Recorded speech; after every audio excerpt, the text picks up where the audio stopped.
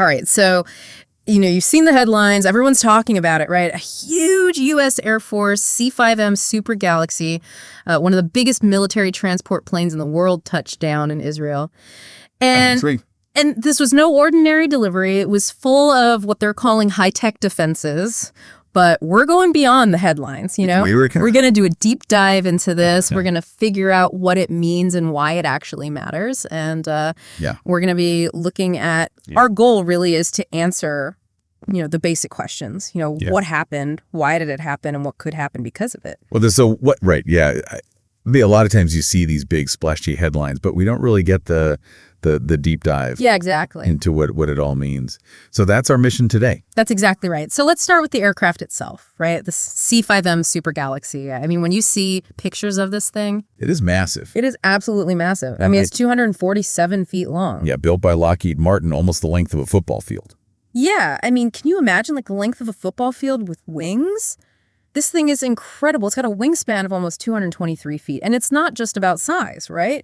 Function follows form in this case. Absolutely, because it can move an incredible amount of equipment very, very quickly, which, as you know, is super important in these types of situations. Absolutely. And to give you an idea of the power we're talking about, it's got 4 General Electric F-138 GE-100 engines. Oh, wow. Which is a substantial upgrade from its predecessors. Yeah. These produce a combined thrust of over 200,000 pounds. 200,000 pounds of thrust. I mean, that's a lot of power. That is mind-blowing, and that translates into a carrying capacity of about 281,000 pounds over 120 tons. Right. Imagine. It's like several main battle tanks worth of weight. Yeah, you could fit multiple main battle tanks in this thing. I mean, it's just... Yeah, and to give you an idea of the space we're working with, the cargo bay itself is 121 feet long, 19 feet wide, and 13.5 feet high. Wow.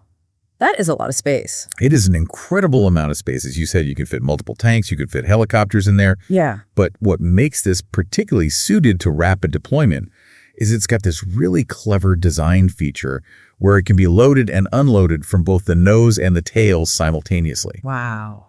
Which really cuts down on the time on the ground, which, as you can imagine, in these sensitive situations, this is essential. Can be absolutely critical. Right, and we talk about rapid deployment. I mean, this thing can fly over 5,500 miles without refueling. Yeah, and it can refuel midair. Yeah, and it can refuel in midair, which essentially means it has global reach. Global reach, exactly right. And in this case, we know from flight trackers that it flew from Ramstein Air Base in Germany. Right, a major hub for U.S. military logistics. Right, to Nevatim Air Base in southern Israel, which is about an 1,800-mile flight, and then went straight back to Ramstein.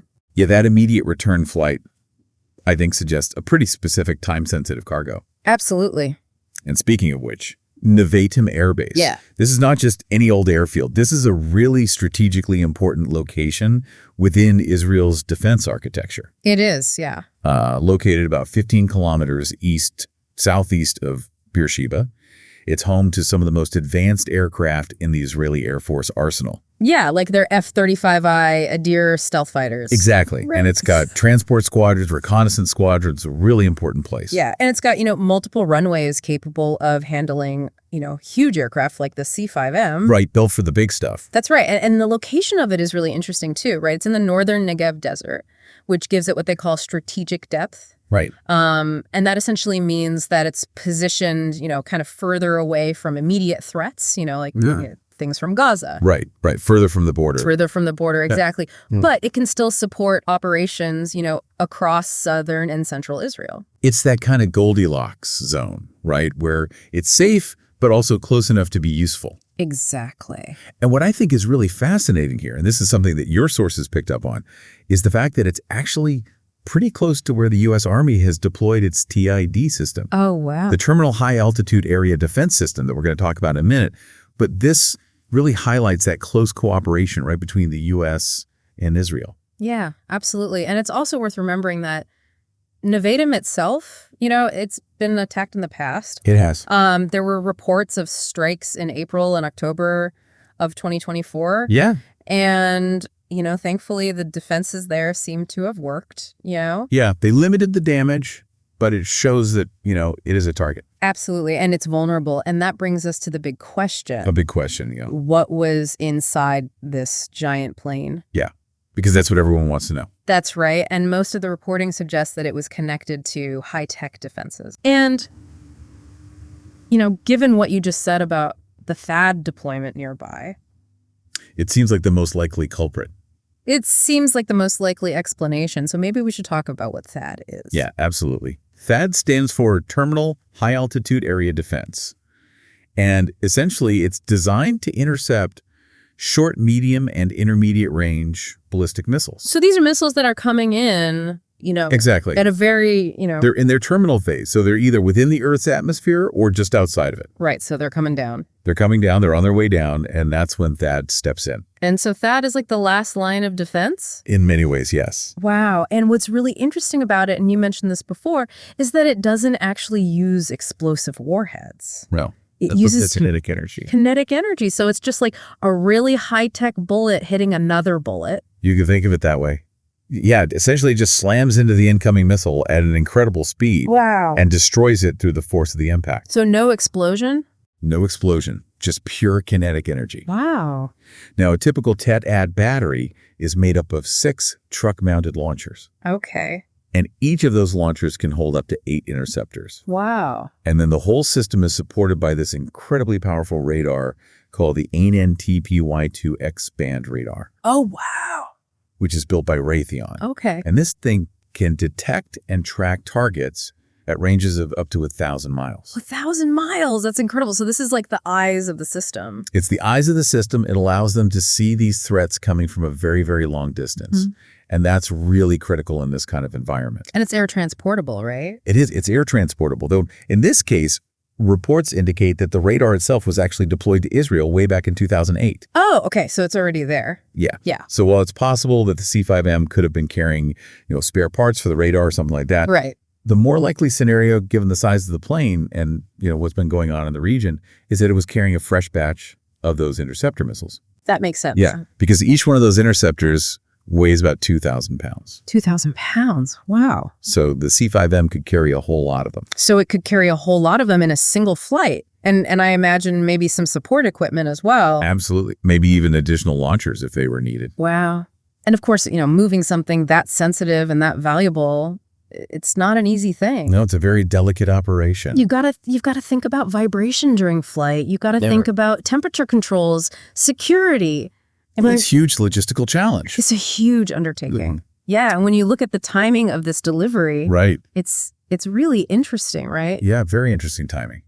Because it seems likely that they were replenishing interceptors that may have been used against those recent ballistic missile threats coming from Yemen's Houthi rebels. Yeah, we've seen a lot of activity from them recently. Absolutely. And in fact, the U.S. Department of Defense confirmed that the first time Sisio was actually used in combat in Israel was on December 27th, 2024. That's right. When it intercepted a Houthi-launched ballistic missile. Yeah, a pretty significant event. And it's worth noting that each one of those intercepts costs about $12 million. $12 million per missile. Per missile. So this is not, It's not cheap to defend against these kinds of threats. Not a small thing. Yeah. No, absolutely. And when you put this into the broader strategic context, we're seeing increasing tensions in the region. Absolutely. With Iran and its proxies like Hezbollah in Lebanon. Right. And of course, the Houthi rebels in Yemen. And, some sources are actually calling this C-5M flight, a strategic lifeline. And a stark message to Iran. A stark message to Iran. And I think it's pretty clear that the U.S. is committed to maintaining what's called Israel's qualitative military edge. The QME. Right, the QME. And that essentially means that they want to ensure that Israel has, a technological and military advantage over adversaries in the region. Right. It's about making sure that they can defend themselves effectively. Exactly. And that's really important because Iran has, relied on this strategy of asymmetric warfare. Yeah, using proxies and these kind of, standoff attacks. Yeah. And so by providing these advanced defenses, trying to counter that. You're trying to counter that, exactly, and make those attacks less effective. Right. But, the question is, does this deter Iran or does it actually push them to, Yeah, that's the big question. Invest even more heavily in their own offensive weaponry? Right. Are they going to try to develop, even more sophisticated missiles or drones to try to overwhelm these defenses? Because that's certainly a possibility that they will see this as a challenge and try to up their game. Absolutely. And And, the timing is interesting too, right? Because we've seen this uptick in Houthi attacks, and we can't forget those Iranian missile strikes on Israeli bases. Right, including Nevatim itself. Yeah, including Nevatim itself earlier in 2024. So this is all happening in a very specific context. It's all connected, and it reminds me of Operation Nickel Grass during the 1973 Yom Kippur War. Oh, yeah, that's a great historical parallel. Where the U.S. airlifted a bunch of critical arms to Israel. Yeah, and that was a really decisive moment in that conflict. Absolutely, and it's also not the first time that TIRD has been deployed to Israel. Right back in March of 2019. Yeah. They actually did a joint exercise where they tested the rapid deployment of a whole Thiad battery from Fort Bliss, Texas, all the way to Nevatim. Wow. And they used C-17 Globemaster aircraft for that. So they've done this before. Yeah, so they've practiced this rapid deployment before. And of course, Ramstein Air Base, where this flight originated from, it's been a key staging ground for these types of strategic operations for a long time. It's a very important hub. It is. And, it's interesting to think about how the C-5M compares to other, heavy lift aircraft that are out there, like the Russian An-124 Ruslan. Oh, yeah, the Ruslan. Which actually has a slightly bigger payload capacity. It does, but it doesn't have that mid-air refueling capability. Right, which limits its range. Yeah, limits its flexibility. Exactly. And China has their Y-20. The Y-20, yeah. But it's got a significantly smaller payload capacity. Significantly. Than the C-5M. And then when you look at missile defense systems, right. People often compare THAAD to Russia's S-400 system. Yeah, the S-400 gets a lot of press. Yeah, but the S-400, while it can engage ballistic missiles, it generally uses explosive warheads, and it's got a shorter intercept range. Yeah, it's a bit of a different beast. Yeah, and Iran has their Bavar 373, which they claim is, comparable to THAAD. Right, but it hasn't really been tested in combat. Right. And its radar range is not as impressive as the AN-TPY-2. Right. And so, all of this just goes to show that, the U.S. and Israel have some really unique capabilities. Yeah, they've got a pretty sophisticated staff. And they can deploy them very quickly. And that speed is really crucial in these situations. Absolutely. And it's worth noting that THAAD is a pretty limited resource globally. Yeah, there aren't that many of them out there. There are only like 8 batteries that are currently operational, with a 9th one expected in 2025. So each one of those interceptors is a really valuable asset. It is. And so, this resupply mission, it's a pretty big deal. Yeah, absolutely. And, beyond the likely THAAD cargo, the C-5M has this massive carrying capacity. So there's been some speculation about what else might have been on board. Yeah, I mean, when you've got that much space, you can start to think about other possibilities. Right. And we know that the AN-TPY-2 radar has been in Israel for a while now. Right, since 2008. So it's possible they were sending spare parts, just to keep it running smoothly. Yeah, maintenance is always a consideration with these complex systems. Absolutely. And, they could have been sending components for other defense systems as well, right? Right, because Israel still operated some Patriot missile defense batteries. Yeah, but they're phasing those out, right? Yeah. Yeah, gradually phasing them out. And in fact, there were reports that they were actually sending some of their older Patriot missiles to Ukraine. Oh, wow. Via Ramstein Air Base. So things are moving around. Things are definitely moving around, yeah. And then, there's also the possibility of intelligence gathering equipment. Yeah.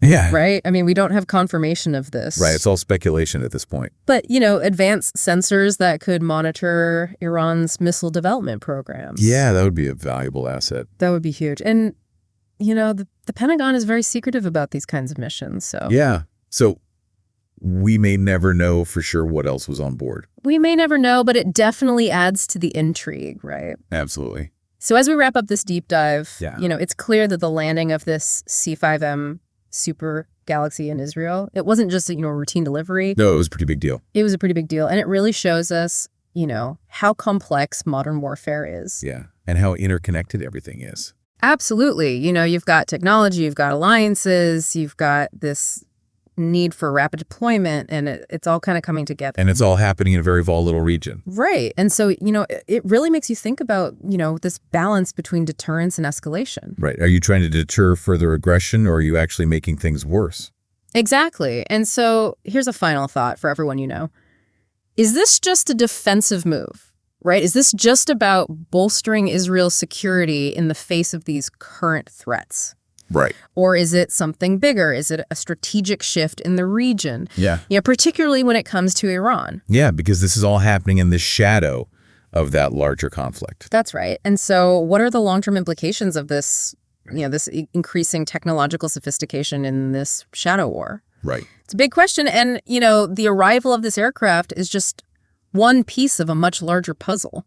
It is, and it's a puzzle that we're going to have to keep watching very closely. Right. Absolutely.